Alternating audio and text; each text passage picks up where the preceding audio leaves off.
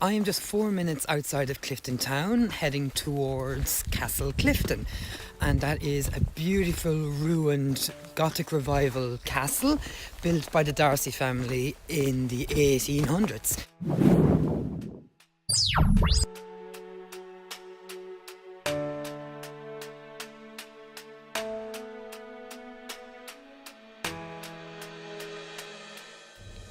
The castle was commissioned by John Darcy in 1818, who was the founding father of Clifden town.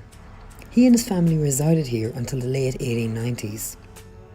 When John died, his eldest son inherited the estate, but not his flair for business.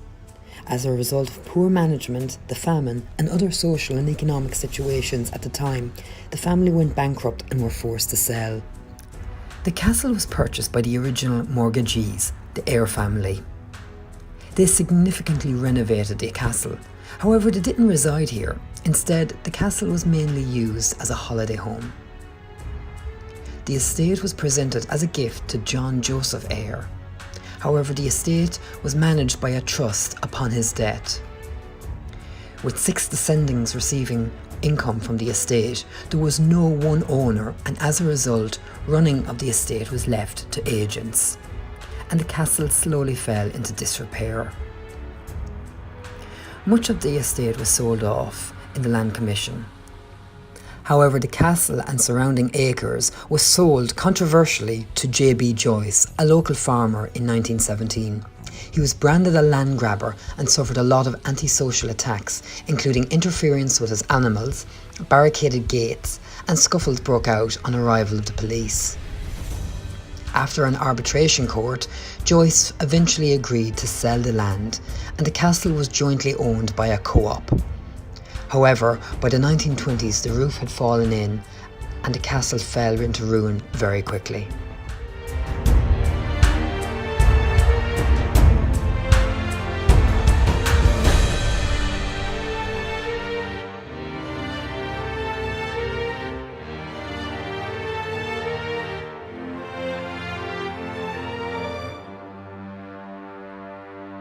So I am currently in the town of Clifden.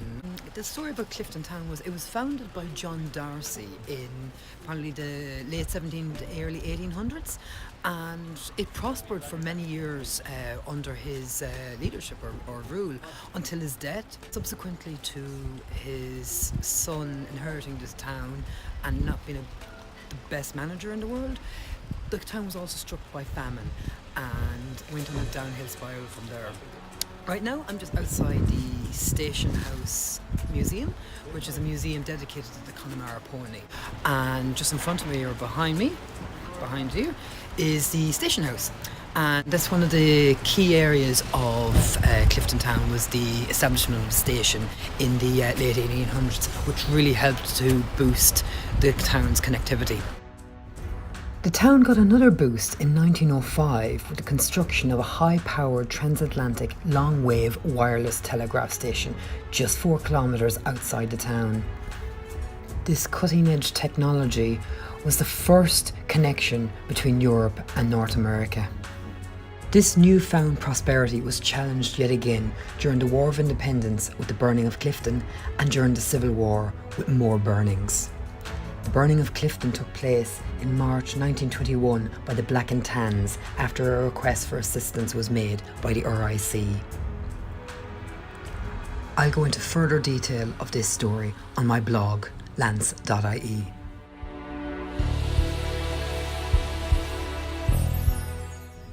That'll do it for this video. Thank you so much for watching. I hope you enjoyed it. Don't forget to like and subscribe and hit that notification bell to be reminded of when my next video drops. Until next week, bye for now.